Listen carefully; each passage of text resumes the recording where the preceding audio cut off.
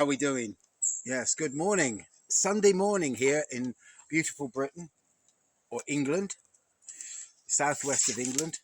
And yesterday, because it's the school holidays, and today is the last Sunday of the school holiday, so I really shouldn't be here. I should be opening my thing. And the school holidays put an awful lot of pressure on me and my families because we have the grandkids. And my daughter and her partner both have businesses and shops and things that they run. So we have to sort of do the kids and everything like that. So I don't get my shooting time becomes a lot less. And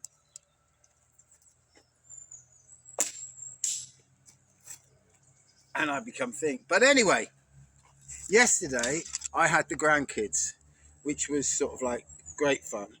Quite often we want to play football and we want to do things like that. And yesterday, my grandson, my 8-year-old grandson, said, "Oh, I really like to do some archery, Granddad." And I, but the problem with the kids is you want to keep them really, really involved in everything like that and give them something involved.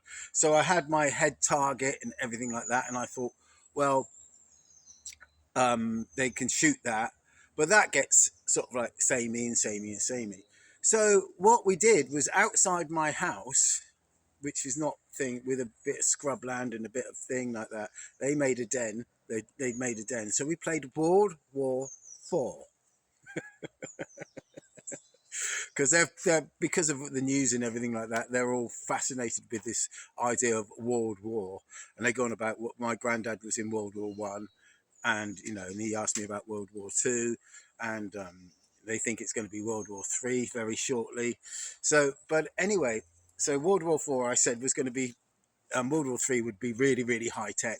World War IV would probably be done with sticks and stones and bows and arrows. That was a thing I've told them before in the past. So they said, "Oh, we can play World War IV, Granddad." And what we had was half a dozen or so arrows like this with these sort of rubber tips on that I bought and put them on, shoved them on. And he picked up an 8-year-old. This is he grabbed hold of a 25-pound recurve that I had.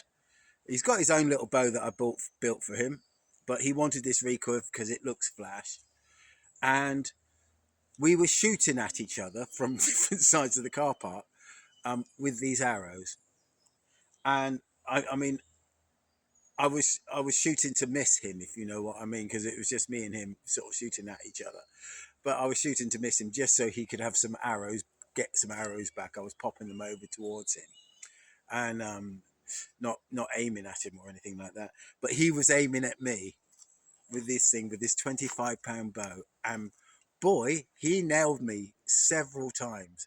And his archery in one day, in one sort of in a few hours of sort of mucking about, improved so dramatically and so quickly, and these things, they do sting a little bit when they hit you, but there's no pain or no, there's no sort of damage done.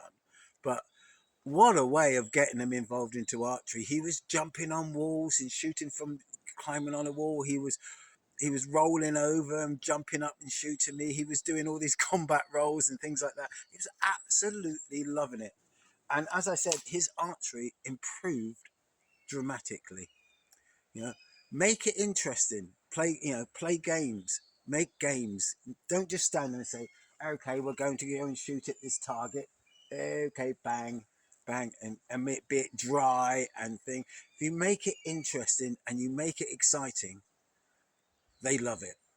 Anyway, I've got to be going. I've got to open my shop now because it's the last day. So and we'll get back to normal videos and normal things in as soon as I can get going. Right. Oh, I've got to hit something in a minute.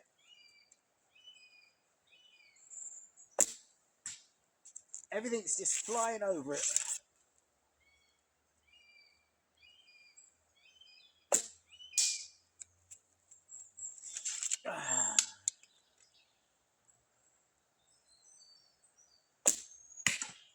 And I've killed the target. Okay, take care. Have a good one.